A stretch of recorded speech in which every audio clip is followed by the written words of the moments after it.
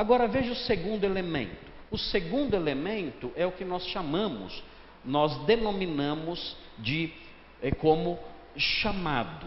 O que é o chamado para o ministério? Note bem, essa ideia, né, de vocação é algo que não se aplica somente na mentalidade, na teologia cristã mais séria, mais profunda, a teologia cristã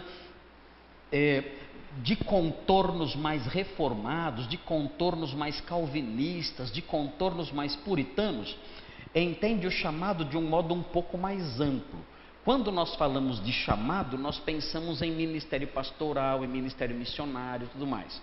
Na verdade, na concepção, na mente reformada, na mente especialmente puritana, o chamado é algo relacionado a qualquer atividade lícita, qualquer profissão justa que a pessoa exerça.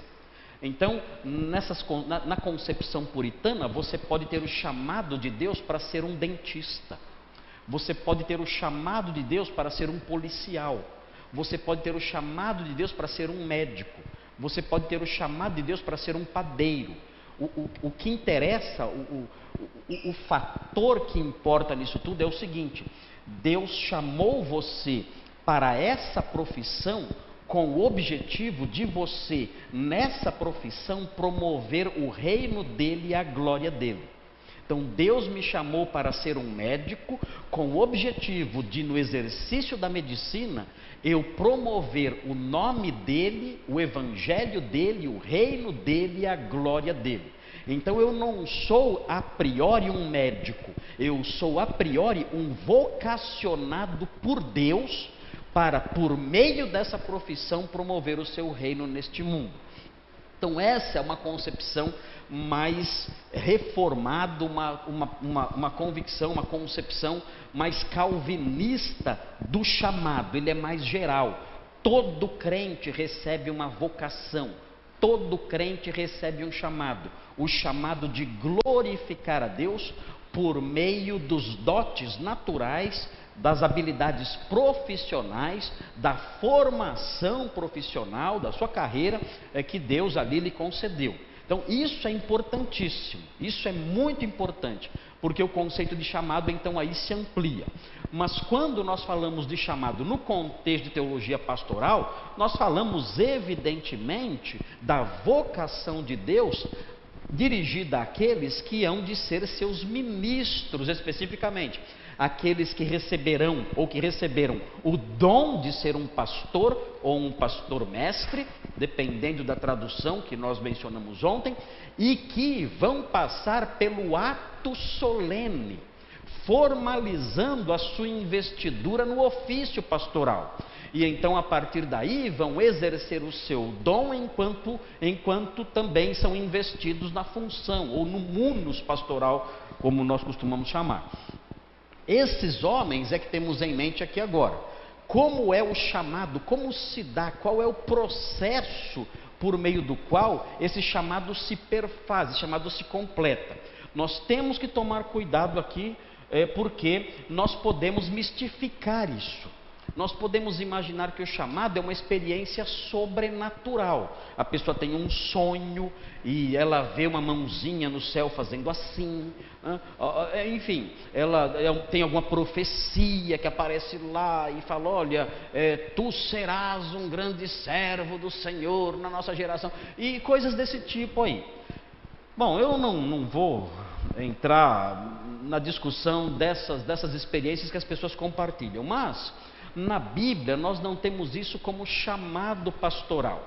Chamado pastoral na Bíblia não é isso. Nós não vemos pastor nenhum na Bíblia passando por isso.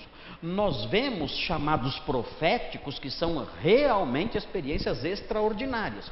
Nós vemos chamados proféticos que são de cair o queixo, você fica impressionado. Lembre-se, por exemplo, do chamado de Isaías. É algo extraordinário a visão dele no seu chamado. Mas o chamado profético não tem nada que ver quando você compara o chamado de Moisés, de Isaías, de Jeremias, de Jonas, o chamado profético não tem nada que ver com o chamado pastoral. Nós não podemos pegar o padrão, o perfil do chamado profético, descrito aí muitas vezes das mais variadas formas no Antigo Testamento, e aplicar esse tipo de chamado ao chamado pastoral. Eles são substancialmente diferentes. Veja o primeiro elemento do chamado pastoral. Olha lá. Primeiro, um chamado interior. E o que é o chamado interior? O chamado interior, isso aqui é uma designação que nós encontramos nas Institutas de João Calvino. Então isso aqui não é criação minha, isso aqui tem pelo menos 500 anos. Tá?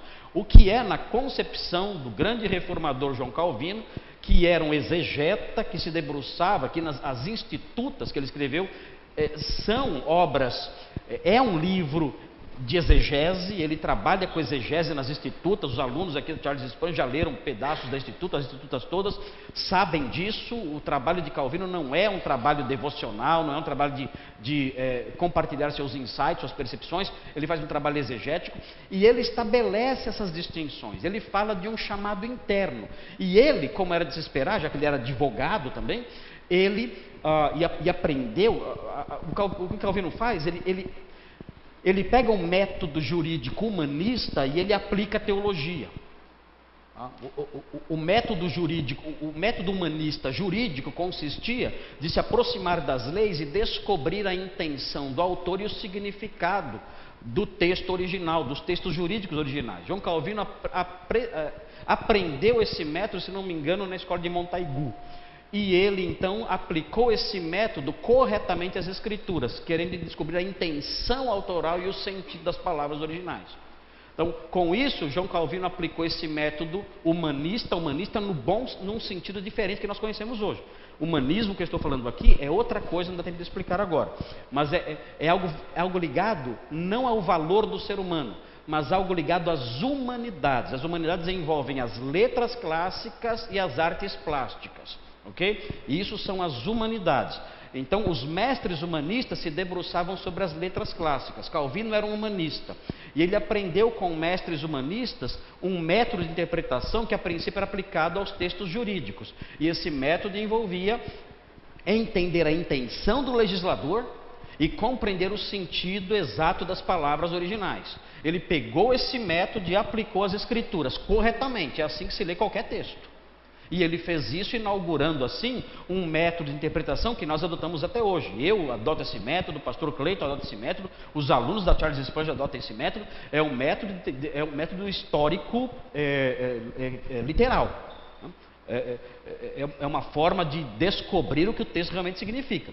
Calvino, então, nessa busca nas Institutas, ele constrói ali conceitos e extrai dela verdades importantes, inclusive para a teologia pastoral. Uma delas é essa aqui: o Novo Testamento mostra que existe um chamado interior. E que chamado interior é esse? O que é o chamado interior? Bem, é só você ver aí no slide, está escrito o quê? É o desejo de ser pastor. E onde está o fundamento disso? No texto de 1 Timóteo 3,1. É importantíssimo isso aqui, dentro da teologia pastoral.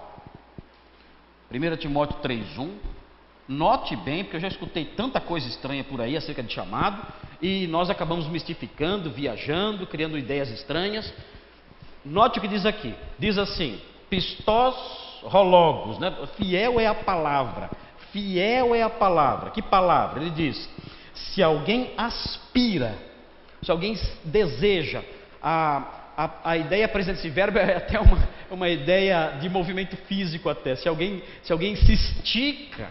se estica para pegar o episcopado, né? Se alguém está desejando, já viram criança quando quer pegar alguma bolacha que está, algum doce que está além do seu alcance, o que ela faz? Ela se estica, né? Ela aspira, ela quer pegar. Então, se alguém aspira, a palavra sugere essa ideia. Se alguém quer alcançar, alguém quer pegar, alguém quer ser pastor, se alguém aspira a isso, o episcopado, o texto diz, excelente obra almeja. A palavra almeja, que é uma palavra diferente, não é como o primeiro verbo, excelente obra, ele tem paixão, traduzir com paixão, a palavra que aparece aqui, ia ficar meio estranho.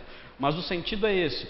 Ele tem paixão por algo excelente. Se alguém está se esticando para catar o pote do doce episcopal, se alguém está se esticando para tentar alcançar o episcopado, deseja ardentemente fazer isso, essa pessoa tem uma paixão excelente.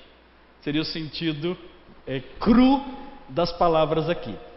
Então note bem, Calvino olha para isso, ele diz o seguinte: olha, aqui nós temos a evidência do chamado interno. O que é? É um desejo intenso. É um desejo intenso. Como eu posso saber se eu tenho chamado? Muito simples. Se em seu coração existe um desejo intenso, você pode ser que isso seja o chamado. Só isso não basta. Veja que tem um outro elemento ali. Só isso não basta, mas isso tem que existir. Por que isso é importante? Eu cansei já, e você também deve ter cansado já, de ouvir histórias de pastores que falam assim: eu não queria ser pastor, mas eu sou como Moisés do século 21. Deus me derrotou e eu não tive escolha, e Ele me pegou e falou comigo e me quebrou, e eu não queria, eu chorei, mas não tive escolha e eu fui. Foi assim? Foi. Você não é chamado. Nem assobiado você é. Vaza, volta lá para o que você fazia antes. Eu não sei o que você fazia antes. Volta lá para a sua profissão. Você não é chamado. Isso aí acontecia com os profetas. Aí sim. Você vê Moisés dizendo: eu não quero. Você vai. Mas fecha a sua boca gaga. Você vai. Mas chega. Vai. Com o pastor não é assim. O pastor não é assim. O pastor quer. Eu quero ser pastor. Eu quero. Eu não sou brinco. Eu não fui para ninguém vai para o ministério pastoral pela orelha. Ninguém. Se for, tem algo errado. Se for, vai ser um péssimo pastor. Porque o ministério pastoral é algo que a pessoa deseja, ele é voluntário. Eu quero ser pastor. Começa por aí. Eu quero ser pastor. Eu poderia ser outras coisas. Sou advogado também. Eu poderia ser outras coisas. Eu sou formado em direito, sou inscrito na Ordem dos Advogados do Brasil, mas eu não quero ser advogado. Eu não quero. Eu ganharia muito mais dinheiro como advogado. Meus amigos advogados têm muito mais dinheiro do que eu, mas eu não quero ser advogado. Eu quero ser pastor. Eu amo estudar o texto bíblico. A parte do ministério pastoral que eu mais gosto é a parte do pastor que é mestre, é ensinar, é falar, é pregar.